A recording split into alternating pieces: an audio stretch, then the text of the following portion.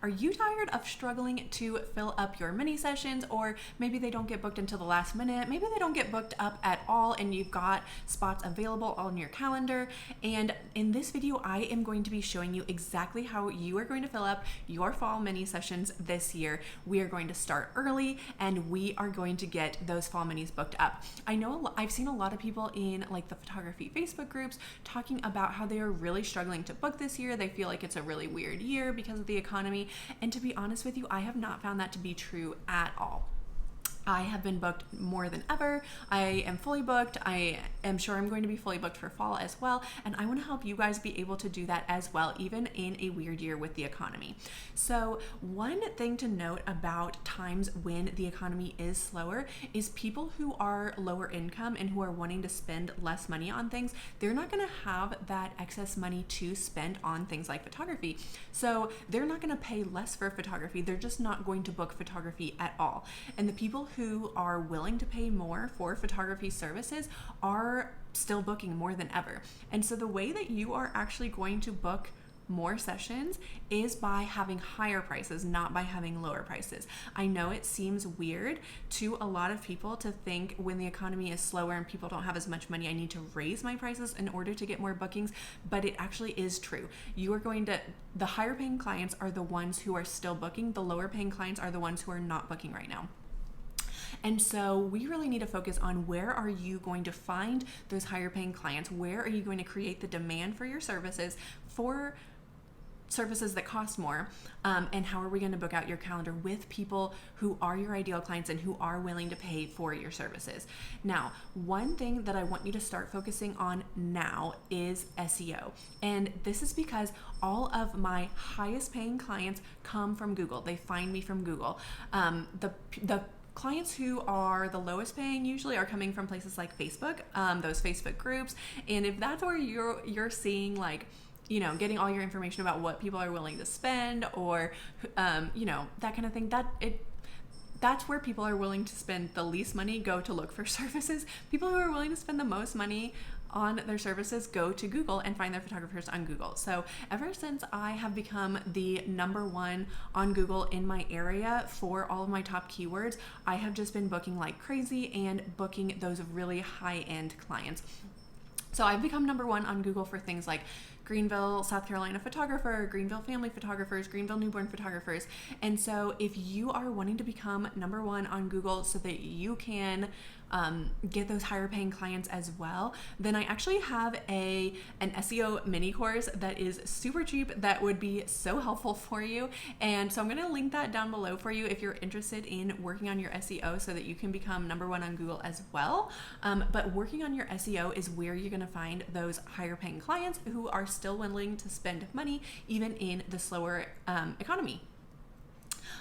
So one way that you're going to attract those clients from SEO is by blogging. So start now by blogging your sessions and using those keywords that you want to get ranked for and optimizing your website, because it can take like 3 months for Google to start recognizing you and start putting you on that first page of Google. So that's something you really want to start now if you want to use SEO to be booked up for fall.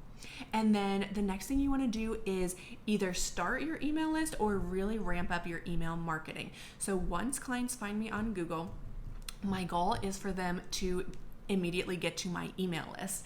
And my email list is really where I pitch to them and market to them. And that's where most of my clients book me, or the reason most of my clients book me is by getting onto my email list and then getting pitched and going ahead and booking. So you want to, if you don't already have an email list, that is something you are absolutely going to want to do. It has been a game changer for me. And so I personally use Flowdesk. If you don't already have an email marketing platform, I really highly recommend Flowdesk. So I will leave a 50% off link in the description below as well. And if you already are doing email marketing, you're really going to ramp this up. You don't just want to do things like, okay, now booking, and that's it.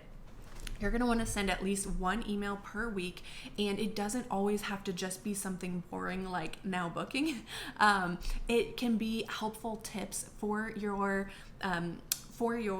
prospective clients that also like leads into you pitching to them your sessions. So for example, one way I do this is I have, like I'll of course put the now booking email first, like when I open up my fall minis, and then I will send emails with things like what to wear for your fall mini session.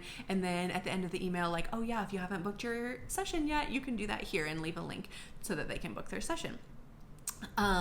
Or just those helpful tips, or like how to prep your family for your fall mini session. And then at the end of the email, oh yeah, if you haven't booked your fall mini session yet, then you can book that here. So you're going to want to send at least one email per week. I know it seems like a lot and you don't want to bother people, but just think about all of the marketing emails that you get every day. And I'm sure there's companies that are emailing you every day, if not multiple times a day. I get text message marketing now. And so don't worry about bothering people. I promise you, the more emails you send, the more bookings you're going to get. I get at least one booking with every email that I send. And like on the 10th email, it's like, okay, if I hadn't sent this email, like this person might never have booked, but after 10 emails, then they booked. And then you can also set up some funnels. So you can set it up so that like once someone gets onto your email list, they automatically get pitched this funnel of like, oh, hey, don't forget to sign up for your fall mini session. And so those funnels have been a really great way for me to passively just convert clients without actually actively having to sit there and respond to inquiries. I'm able to just do all of that essentially automatically. So the next thing you're going to want to do, you have optimized your SEO, you have started or really ramped up your email marketing. You're also going to want to leverage like SEO on social media as well. I know I said Facebook is not the best place to find clients. That doesn't mean like don't use Facebook. You can definitely, still put your name out there. I still get bookings from Facebook, even though, there's an ISO photographer post, there's like at least 100 comments on there. I'm shocked every time someone books me, but it still happens. But when it comes to SEO for social media, that's something I really want you to focus on. So when you're posting on Instagram, people aren't finding photographers with hashtags anymore. They're finding photographers by searching things like Greenville family photographer in the search bar. And so making sure you're using those keywords not only on Google, but using them on your Instagram posts as well, and as well as any other social media you're using like TikTok, making sure you're really doing that SEO work not only on your website, but on your social media as well, so that people can find you that way. And also people search things like fall mini sessions in Greenville on social media. And so putting things like that in your Instagram captions, and you can even do alt text on Instagram now as well. And I've recently started working on this on Threads. I don't know that much about Threads yet, but I am really shocked at like how many people find me that way as well. Okay, so the other thing you're going to want to do is just making sure you are starting really early with planning your dates and locations, and putting all of that on your website in a place where people can book, again, automatically, not having to go through you. That's going to be less on you, and it's also going to make it more likely for people to book you. The easier it is for someone to book you, the more likely they are to book you. And so you're going to want to make it automatic. You're going to want to put it on your website, and do that really early. The earlier you start posting about this, the more likely you are to get booked up early.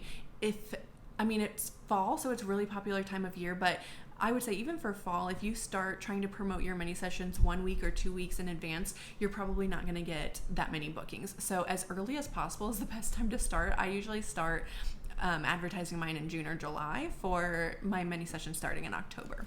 So I hope this was helpful for you. You are going to get booked up this year. I know it is possible even in the slower economic times. So check out all of those free resources that I have for you down below, and let me know what other help you need when it comes to getting booked up with your fall mini sessions, with your family photography, your newborn photography. I really want to make videos that are super helpful specifically for you. And so tell me what you want to see next, and I would love to create that for you.